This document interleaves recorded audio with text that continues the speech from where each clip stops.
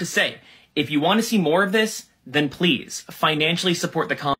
First off, I want to say that I agree with everything this creator is saying. Go out and support your local comic book store. Go out and buy these comics so they continue to make them. It doesn't really matter what these big companies say. Their bottom line is the most important thing. They'll change it at a drop of a hat if they think something else is going to give them better money. It doesn't matter what all these people, the big companies, say. The creators do a very good job, but unfortunately the creators work for those big companies.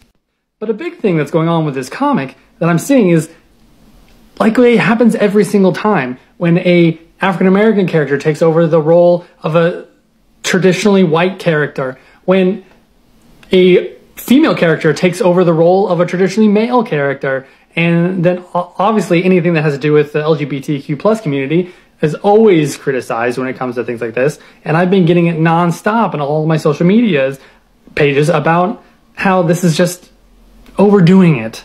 And I don't even know what that means. Someone tried to explain to me that as long as it's not heavy-handed, as long as it's not put up in your face. And I don't understand that. I really don't. People, if they're mentioning, referencing the kissing of, John kissing his new love interest, who is a man, like, what does that matter? There's been heterosexual representation like that all over the comics throughout history. There's always pictures of a man kissing a woman on the cover in interiors. There's been full stories about just romance between the two characters. That's up in your face. He's Superman. John Kent is Superman. A lot of the people that are upset about this, first off, don't even read the comic. Clark Kent is leaving Earth for a while and left the title and role of Superman protecting the world, protecting Earth, to his son Jonathan Kent.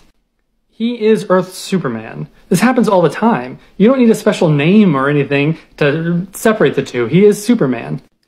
For example, Peter Parker and Ben Reilly right now are both Spider-Man. There's no difference between them. There's no difference in name between them. They're both Spider-Man. This happened in the past.